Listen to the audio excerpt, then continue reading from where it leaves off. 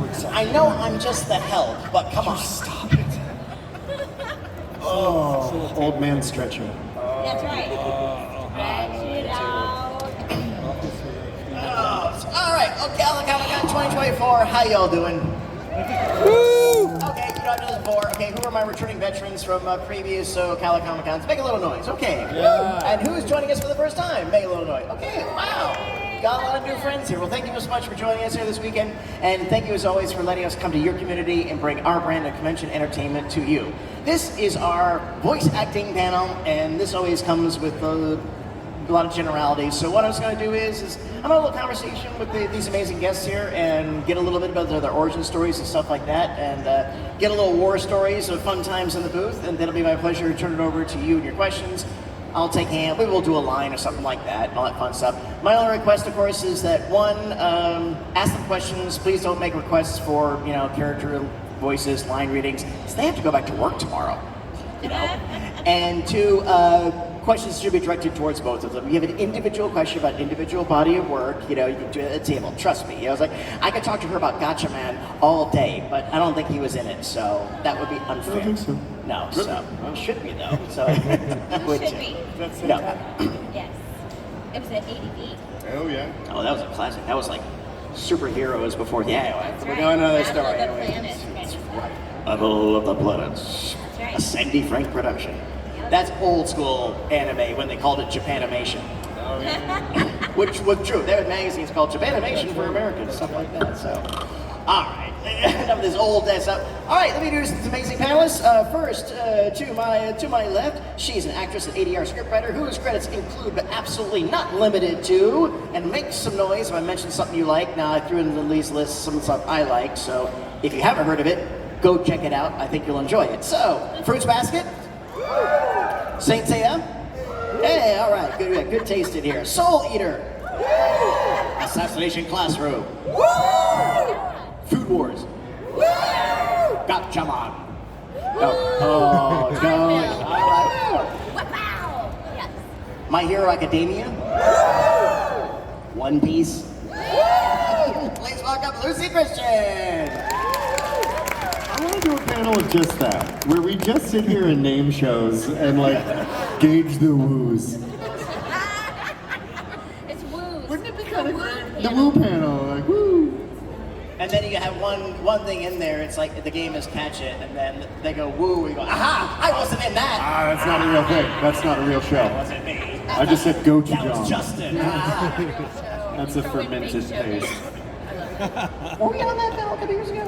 We did one where we invented a fake anime. We went through the process of developing it. Oh, And I remember. Okay, yeah. It was like, it was the idea was I told the audience, give me a title that sounds like an anime but isn't. And right away somebody said Road Trip Daffodils. Yeah. I'm sold. That totally sounds like one. And yeah, it was fun. That was a good. Have I told you the reason why some anime titles are super long? Tell me why. Okay, because a lot of them are light novels, and a lot of them get submitted to contests, and the contests only allow you to submit names, not descriptions. So if you write Toriko, no one knows what the hell it's about, but if you write In Another World Where My Sister's a Werewolf, but I lost my cell phone. That time I was reincarnated as a slime. Yep, that's why they're like that. Is it wrong to try to pick up girls in a dungeon? Yeah, easy, immediate way for you to be like, oh yeah, I'm gonna check that one out. Right.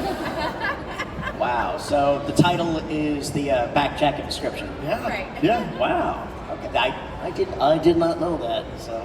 And speaking of this amazing young man next to me, he is an actor and director, and his body of work includes, but absolutely not limited to, and as always, make some noise if something you like. Attack on Titan. Woo! Black Clover. Woo! Borderlands. Yeah. Fire Force. Woo! Spice and Wolf 2. Woo! Assassination Classroom. Woo! My Hero Academia. Woo! Of course, at this point, who hasn't worked on Academia? I mean. I know. And of course, One Piece. Yeah. Please give it up for Ian Sinclair.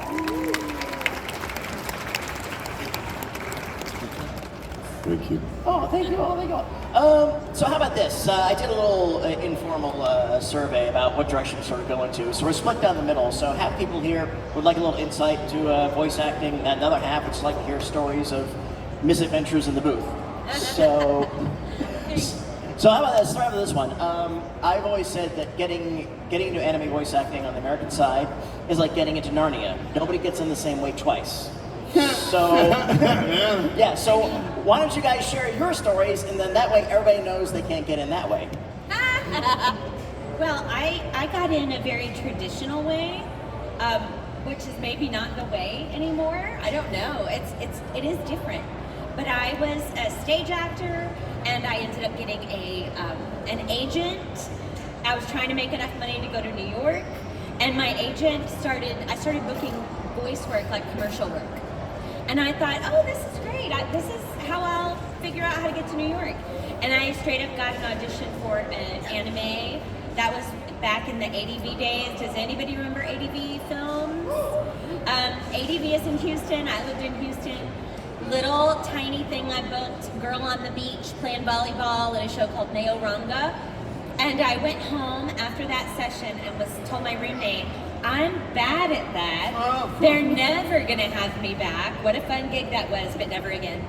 And 2 weeks later, ADV Films was casting a show called Full Metal Panic, and I booked the lead. I thought it was a miracle because, once again, it was real bad. I felt like I was super bad at it.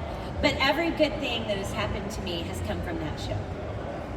But it all came through my agency, just a straight up audition. What about you? Were you digital age, or were you at the tail end of magnetic tape?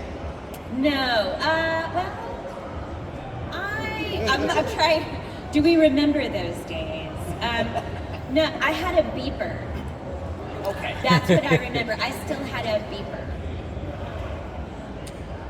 A beeper was a very dumb cell phone. It was real stupid. My agent's, number would pop up on my beeper, and I would have to pull over on the side of the road and find a payphone to call my agent.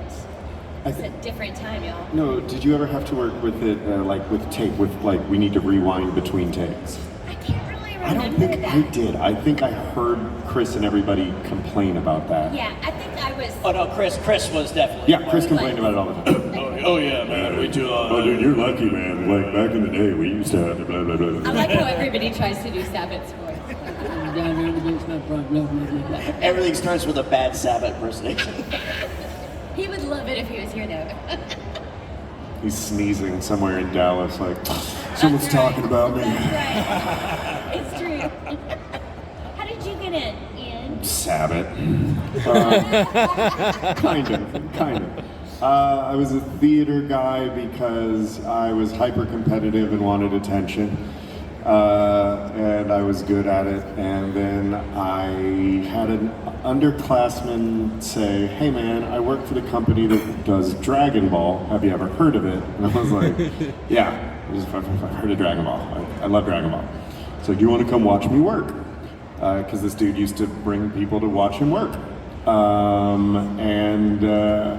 They don't let you do that anymore. We've got a security guard named Tom, who's former military. That little dude is terrifying. I love him. I've been yelling, please come to Airsoft with me. I cannot wait to play with, don't mess with Tom. He seems so nice. Snap your arm off. Anyway. You brought a ringer, didn't you, Sinclair? Oh, dude, this guy, you do not expect it. Anyway, they didn't have security guards back then because it was at it wasn't even. Bank. It was the Frost Bank building.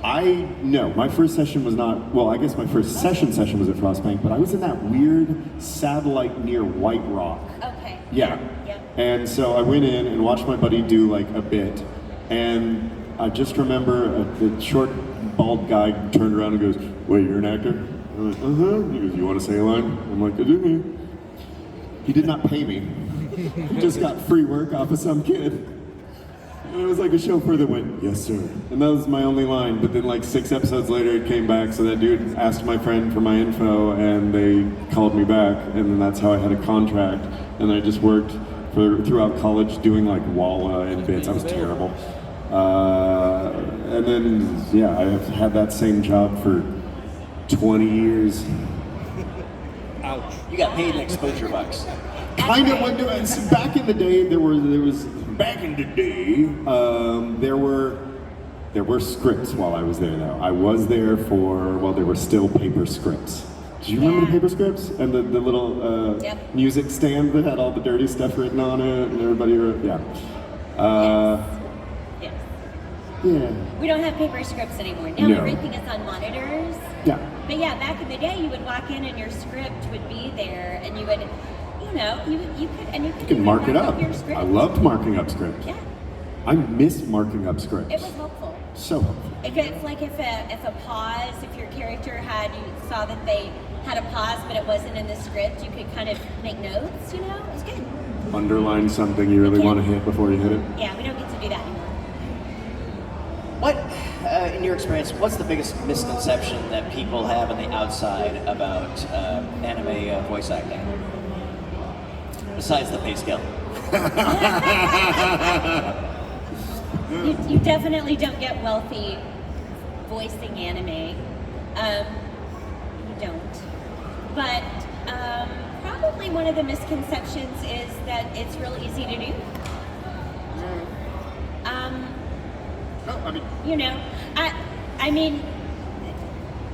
I think that's one of the misconceptions, is one that sometimes we get people saying, I just want to be a voice actor. And we all will tell you, most people don't just do anime or whatever. You couldn't afford to live. It just really doesn't pay like that. And, even our shows that have gone on and on, or on High School Host Club, had a stint on Netflix, which was so fun. But nobody ever got paid again or anything like that. We don't get residuals. No, it's just not like that. And it's a skill set. Learning how to dub, because there's the acting part, there's the reading part, and then there's the technical side of learning how to actually match flaps. And there's a learning curve. What do you think? I think that there's that. There are a couple different categories for me. Biggest misconception to the public or within the industry? Either, right? Either. Well, I mean, outside the public thing, yeah. It's that I have a voice, I can do it. It's like me going to a track runner and going, I got legs, I can do what you do. And you can. You're just not going to be Luci Christian. You're going to go in there and no, she's incredible. I can tell you guys throughout this panel about the things that I have learned from her. That I didn't steal from her, but I use her method every time I work. Well, it is always interesting. I know this is very, very common that, I do voices and stuff like that, but it's like, nobody looks at a trapeze act and thinks, I can do that. Yeah. But for some reason, on that outside, people do think, I do voices. So that's nice. Can you act? But yeah, equally, like the trapeze artist, yeah, you can do it. But you got to find a circus and you got to practice constantly, and you might end up good at it. You might not. Your body might not be specifically made for that.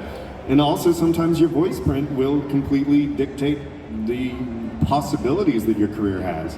There's some dudes that I know who've got really cool sounding voices, and unless there's a mean dad or like a rough guy or a drunk or something like that, I mean they're not gonna be Deku. They're not gonna your voice will determine, no matter how much you know how to change it, your bass voice will determine kind of your entire potential.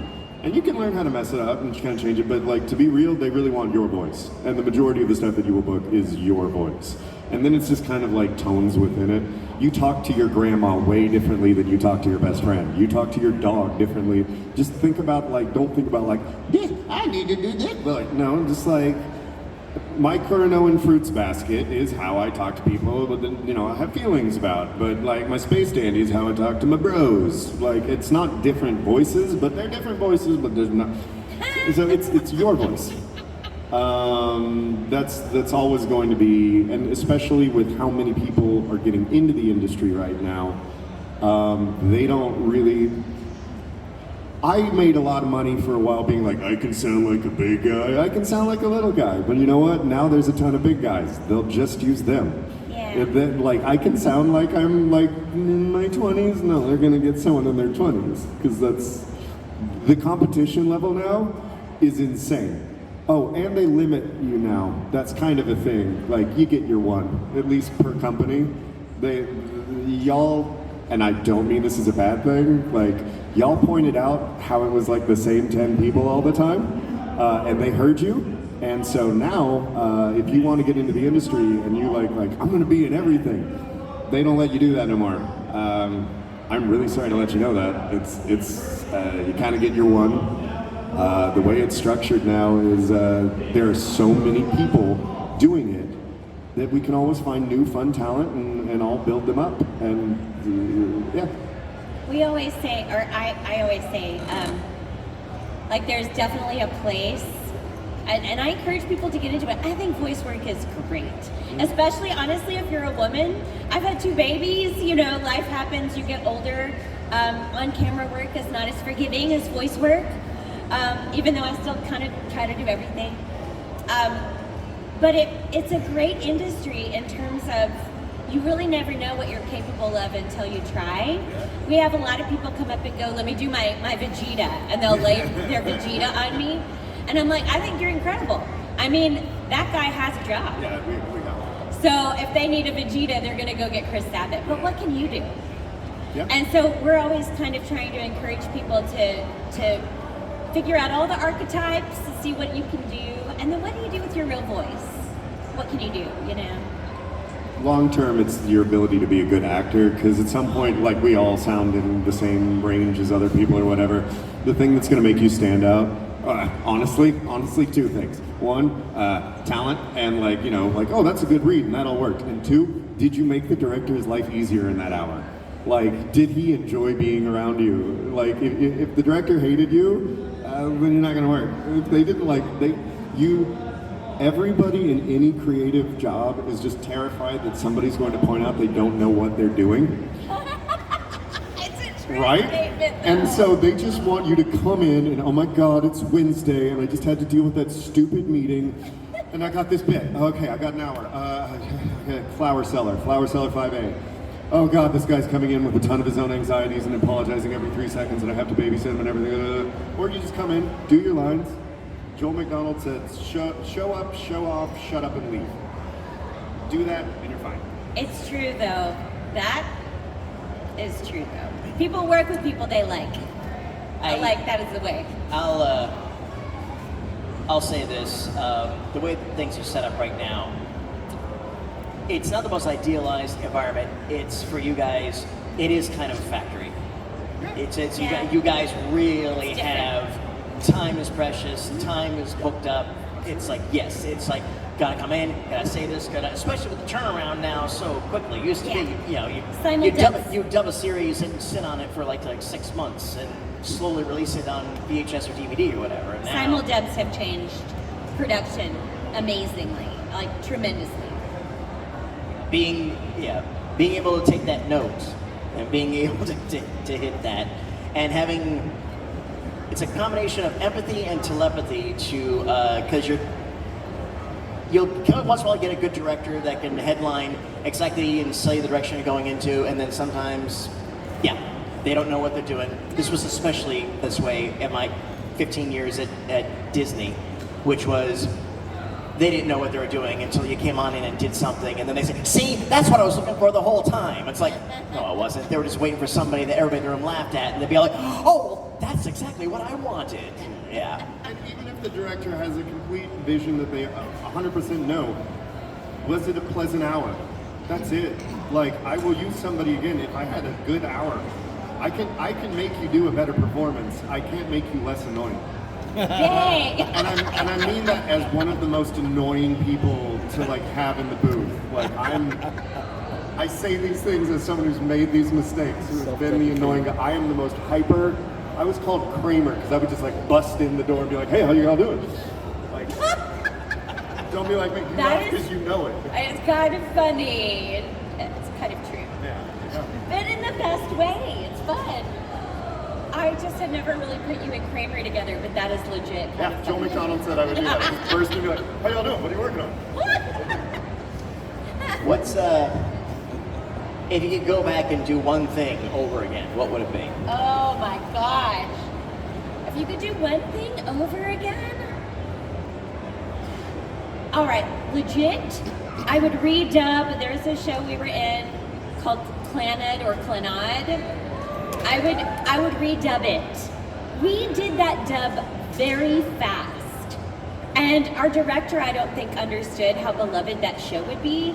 And David and I wish we got to take a little more time with it. I don't think the audience cares, but we would like to do it again. Oh God, I have to shut that part off of my brain, or else, no. I'm not even gonna entertain the thought for a minute, because I have answers. And if I start thinking If it about takes you to a dark place, then don't worry about it. No, well, yeah, because it's all done. We all have and regret. that's a part that you get to in your career where you can rewatch your stuff and go like, yeah, it's not what I wanted, but like, yeah, that's what it is. Because once it's done, right there, like almost literally everything. Almost literally everything I'd like to do again, because I'm so much better now than I used to be. I could act circles around 10 years ago.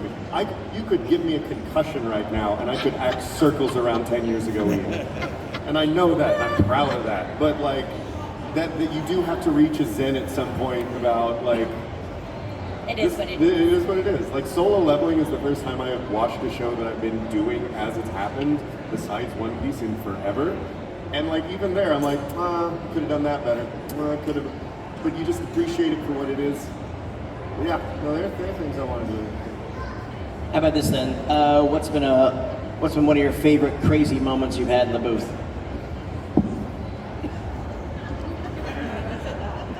That you're willing to share with a mixed audience.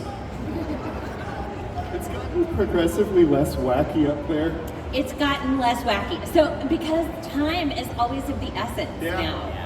But recently, I have two things to say. Number one, recently, we were on One Piece.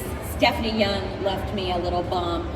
And it was only weird because a lot of stuff is going on and I'm about to have to yell a thing. And then where I'm about to start to yell, Stephanie Young is in my ear going, I love you, Luci Christian. Anyway. And it was so what's happening? What's going on? But used to, back in the day when there was a little more time and things were a little more loosey-goosey, at ADV Films, the old ADV Films, they were not Sentai yet, I have I'm friends with a lot of these people. We've worked together forever. And Kyle Jones, we took a break, and he's a big prankster. And anyway, I decided to hide under the desk to scare him. So I get under the desk, and he comes in and sits down and scoots up, but our engineer hasn't come in, who I'm also doing this for. And so I'm sitting there alone in the room with Kyle's feet and knees right here, and I'm like, well, now it's getting really weird, but I'm here, and what do I do? And so finally, I was like, this is progressively more awful. I grabbed his ankles and went, ha! And he goes, oh, S-word, I'm glad I didn't fart. And anyway, that's the stuff that we did back in the day. It was real dumb and funny. We had fun. We used to do bombs and stuff like that, and then some directors put them online, and the licensors went, no. And so we don't do that anymore. They don't let us do any of that stuff anymore. No bloopers, no none of safe that. bomb, though. There's one that I get away with still, and that's called, I've named it the McFarland bomb. So Mike McFarland plays Master Roshi, a bunch of people. At one time he was doing Dragon Ball, and he had a unison with Chris. So it was Roshi and Vegeta saying something at the same time. And the line was, she said what? And when you record first, you'll record either first or second, and so that first person usually kind of sets how you say it, and then when the second person gets in there, they'll say repeat and repeat. So they'll play you what the other person said, and then you just say it exactly at the same time. So you kind of hear it, and your voices flow together, and you get that cool unison sound. So he laid down the, she said what? But then he goes, hey, I got an idea. And he laid down another one, and he goes, she said what? And then he goes, just record Sabbath's reaction. So do the actual line, just do a really weird reading for the unison, and then and so you just hear this dude, she said what? Wait, really? It was great, and I've done that to Justin Briner. It was like, exploding lightning magic, and you just hear Justin going, oh, okay. I like your Justin. Thank you. I love Justin. Yeah. Oh gosh. Sure. Look how we're making Justin like. I'll tell you Reiner my. is the best. He's great. I'll tell you my most terrifying moment in the booth. I still do this once in a blue moon. I do scratch tracks for a certain Star Wars character, a gold protocol droid. And I'll leave it at that. Chewbacca? Chewy. And if you know what a scratch track is, basically, I go on in and they have me in the booth for a 3-hour session, and I'll read the script and I'll read it in the lines all kinds of different ways. And the rebellion can certainly use you. The rebellion can certainly use you. The rebellion could certainly use you. And so they take all those different inflections and stuff, then they listen to it, they break it down into the exact one they want, and then they bring in the real actor to read. So Anthony Daniels is listening to me do an impersonation of him, and they're like, okay, do it like the guy who's doing it like you. But do it with the inflection that we said. Yeah, it's a bizarre process at Disney. But one of the lines was, oh, well, the Ewoks worship me as a god.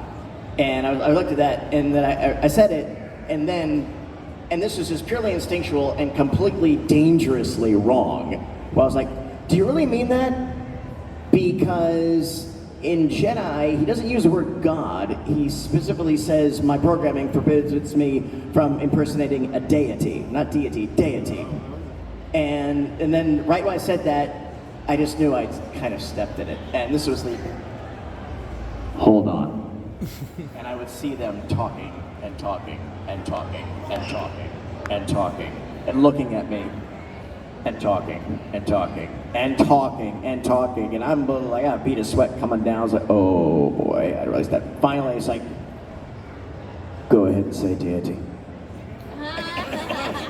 Okay, I will. And then I didn't have any other push notes of any kind after that. But that was that moment of, oh, and I got away with it. I'll never do it again. You pointed out something good. I think that doesn't the guy who plays Darth Maul have a similar story where he was like that it wouldn't be like that and they loved him I think for it would have that? been. And if he was Darth Maul, it's fine. If Anthony Daniels had said that, fine. But remember, No, it's a good point though. It is a valid I'm the point. guy priming the garage, not painting it. So, Hey man, sometimes we have to do that too. We'll be like, I don't think that they would call this person that, and be like, why? Why would you say that? It's in the script. Be like, I've done this part for 11 years and I have never called that person that. That's weird. It happens. Yeah. absolutely. One more. We'll take some questions. You all have this in your back pocket now. What's the quickest and best advice that you give to people that want to get into this racket? Quickest and best advice. Ooh. You're like, you have this in your back pocket. Like you've never been asked this before. I know, I mean, It's okay to say, don't be a voice actor, be a real actor. no, that's funny. No, it really depends on where you are. Yeah. If you're a first starting out person, then you need to get some training. You need to get some training. Before you go, imagine to get into it, you need to take some classes and learn how to talk to a microphone and have headphones on and get some practice taking direction. So there are tons of workshops, tons. If you are a person who already has some experience and you've already done all that, maybe you already have headphones or you already have a microphone at home, that's a different conversation. That's different. There are legitimate ways to get work online. There are legitimate platforms. I myself use voices.com. I have gotten legitimate work off of that. I started trying those in the pandemic just to kind of see if they were legit. That's one that I use. And you can reach out to the companies. It helps if you're in the market. You can't, a lot of people still don't want to work remotely, so living in Nebraska is probably not going to be awesome. You should probably pick a market that you like and move there. right? All of these things. There's also a very legit website. What is it? I want to be a voice actor. Yeah. Something like that. I want to be a voiceactor.com or something very analog like that. And it is a real website built by a real voice actor that has real information. It's very good. But there isn't one way, and I take that as a real positive. Yep.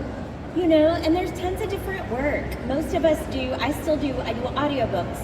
I do commercial work. I voice real boring technical stuff. I have a U.S. government contractor client.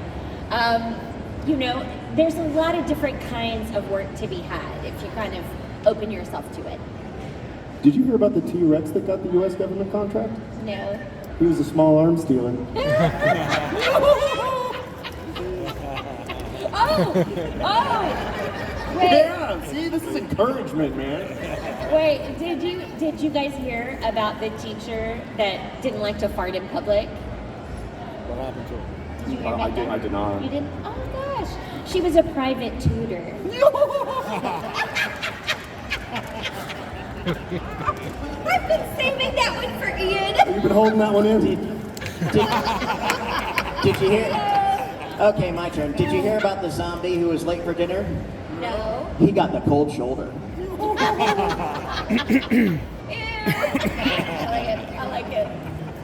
like it a lot. It's real hard to do the advice for acting because, as she said, it depends on where you are in the career. If you are very, very much just starting out, and this is I've never said this before, but it's been a conversation I've had recently with some people that want to get into it. Really take stock on how you are with anxiety before you decide to take a job in public life.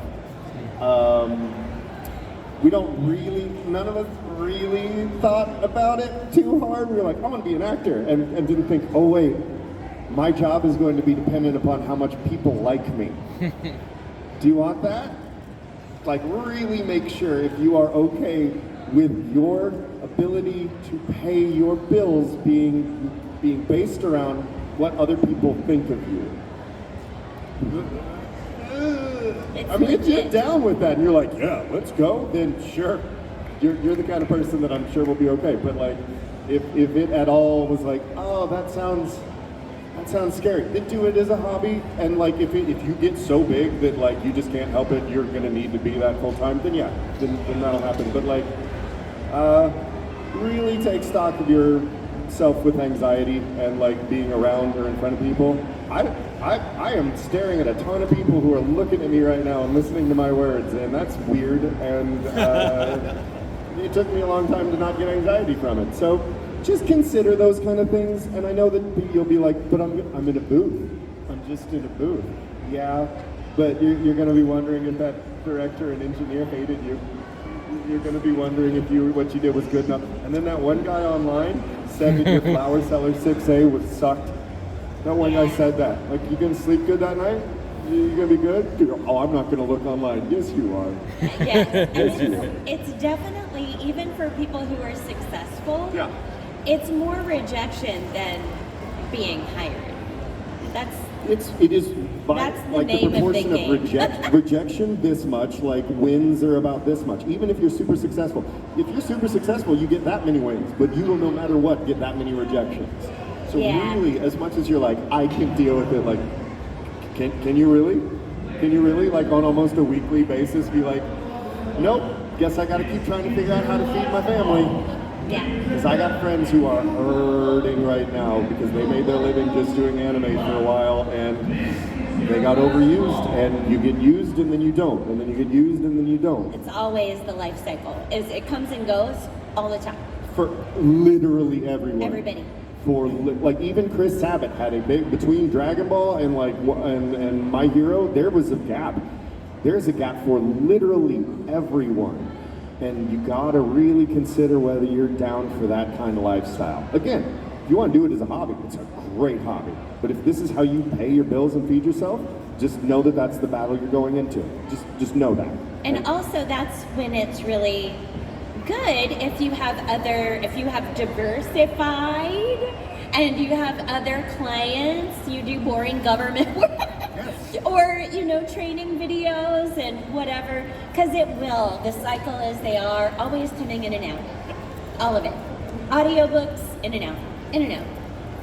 Audiobooks, I always say, is a great resource for people. I tell everybody, look, don't listen to just the stuff you love. If you want to get on into this, you need to, as I call it, eat your vegetables. You need to listen to audiobooks. I tell everybody, if you need inspiration for coming up with the character type voices, I listen to old radio shows like Jack Benny and that goofy stuff from like the 30s and 40s, and there's so many more resources online and available. It's like the one good thing about you young people right now is that you have a totality of access to information and old recordings and things that people have done before you that people now have forgotten about. I'm not saying you can copy them, but you can find inspiration and be like, whoa, really like blow some out of the way. And the other thing too is that you guys are on the cusp of, you can create your own stuff. Yeah. You have the technology and now you have the access to create your own stuff. I always tell everybody, you want to be a budding voice actor, then be a young Robert De Niro and go find a young Martin Scorsese. Go find somebody who wants to be an animator or a creator or something this way. Form a partnership and just make it yourself. And then, as Steve Martin says, become so good that the establishment can't ignore you. That's right. They have to come to your door and say, oh yeah, you did the voice on this internet thingy or whatever. Well, we'd love to invite you to come on in and read for this and do this and try this. So get on out there. The main thing is, and it is a marathon. It's not a sprint. That's not a sprint. It's not about being thick-skinned either. It's about having the endurance, because no skin is thick enough to keep all the stuff pointed against you. I had to download a special thing on my browser on the internet, so when I do this job on YouTube, that the comments are invisible, because nobody has anything good to say about me. I had one, so I try to fly under the radar as much as possible because I'm allergic to internet drama, but because I have anxiety and I just can't. I cannot with it. I just can't. But there's this show that just came out, Jellyfish Can't Swim in the Night. It's a great show. It's so much fun. But and they let out a dub clip or a trailer, and Sentai announced it and all this stuff, and it's all these wonderful comments. And then one guy is like, I can't with this. That's a 50-year-old lady voicing a young girl, and I can't. It's not right. And I read that and went, oh, how dare you? I mean, he's right. I am older. It's true. That is legitimately true. I still feel like in this show, it's great. I have a young voice. I have a very weird voice. But you're gonna read stuff like that. You're just gonna. And what do? Respond? Never. I'm never gonna fight with a fan on the internet. Forget that. What, are you gonna change their mind? Also, everybody, watch what you want to watch and think what you want to think. That's part of getting into this industry, and kind of that's what you get. People are the sub-dub thing. That is a whole deal, but that's not our deal. That's definitely a fan thing. Yeah. We don't feel that way. We think you should watch what you want to watch. Yeah. You like what you like, I'll like what I like. Yeah. There is so much media right now. We have now entered a time in history where you can't be like, you haven't seen Severance or whatever. No, I don't have exactly all the same streaming services. That show was great, though. Severance was Who so watched good. Severance? We'll talk. Oh my gosh. But because of that, So creepy. you can't, if you haven't seen something that I've seen, it's absurd for me to be upset that you haven't seen the same movies as me or anything like that. So watch whatever the hell you want to watch. I suggest you watch One Piece because it's really great. It's made my life better as a reader and watcher. It's great. It just makes your life happy, and I want people to be happy. But I don't care. Read it, watch the dub, watch sub. I do not care. Or don't. It doesn't affect me. I always like to say it's a very hard pill to swallow. But I encourage everybody to do this. Accept that your favorite thing, show, anime, is objectively not the best thing. It's totally okay for it to be your favorite. And it's hard to swallow, but once you ingest it and accept it, then it releases you of the defensive nature of What do you mean, Star Wars Episode 3 isn't your favorite? It's my favorite, and it's gotta be yours. You're wrong. I got to. The minute you let that go, well, I'm sorry you don't see it like the way I do. That's all. Yeah, that's all I say. How to be a better geek in 5 minutes. What's on everybody's docket? If anybody didn't join us, what's on everybody's docket coming up that you're allowed to talk about? I hear, and okay, everything that I'm about to say is the internet told me and Reddit, and they don't tell me. Like literally, I will not know that I'm in a show until I get called for it, and then I will probably ask my agent if that, wait, solo leveling's back? Like, that's gonna happen apparently at some point, right? That's right, that's what the internet says? Yeah, solo leveling is at some point going to be a thing. I think there's like 3 or 4 shows I got coming back in the next year or 2, but that's all like, I don't know, man. At a certain point with that building, you just go, what are we doing today? Oh, that's back? Oh, that's nice. Yeah. We're gonna do that today? Oh, I was wondering why I was in here with you. Yeah. Oh, yay. Oh, I love this one. Yes, we have the new My Hero movie coming. That's going to be awesome. We have, and I hope, a season 8 for that. I was kind of worried that season 7 would be it, but now I don't think so. We have the 5th season of Is It Wrong to Try to Pick Up Girls in a Dungeon is on its way. So much fun. Goddess Hestia, cannot wait. Now that I know that's what it's about. Yes, that's what it's about. It's never wrong, FYI. Let's see, some things have come out recently. The Suicide Squad Isekai came out. It is so cool. I'm Princess Fiona, and she takes the turn in the end with the Harley stuff. It's so good. It's so good. Also, talk about, like, because the internet has feelings about it, and I 100% get it. The Rick and Morty, the anime. I am in that, but I am an anime-specific character. Her name is Elle, and I love her. But obviously, fans of this series are like, I have feelings. These are not the Rick and Morty that are in the real show, you know, which totally valid. But that's out. What else is happening?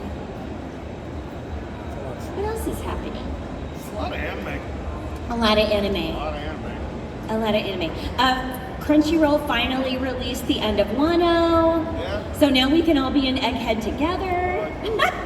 We were wondering, I don't know why it took them so long to release all of that. We are ahead. The dub, is ahead of that. And have been for a while.